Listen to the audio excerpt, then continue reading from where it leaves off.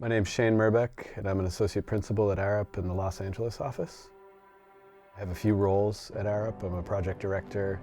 I'm the arts, culture, entertainment, and sports business leader for the West geography of the US, and I'm also the skills leader for the Americas.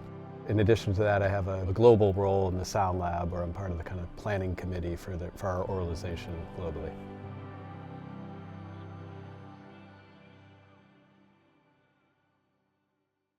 When I was younger, I understood that you couldn't make money as a musician, and I don't know, I think I listened to too many people with that, with that line of thinking, so I pursued careers in various fields, and I always kind of came back to music as the key passion. And I worked in recording studios for a period of time, and then that wasn't quite the right fit either, and then I found acoustics as a field just by looking at various grad schools, and I happened upon a program that also had a composer, kind of hero of mine, as part of the fine arts program that I was able to combine with the acoustic studies, and it just really felt like the thing I had been looking for a long time.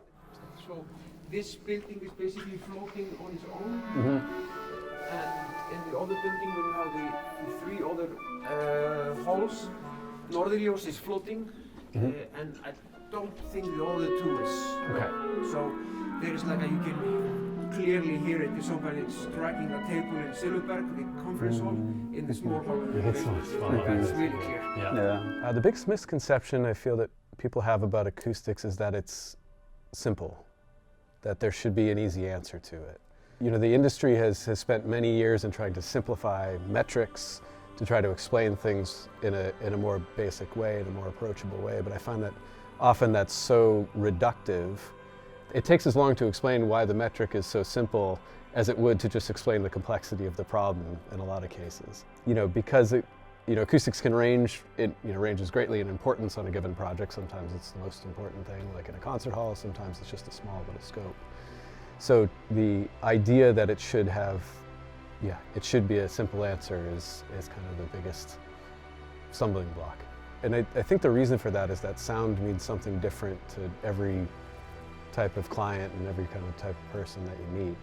Even to the point where, if you have 3 studio engineers, for example, and trying to get them to agree on the right type of acoustic design for a studio or the right type of console, is almost impossible even with a group of folks that small.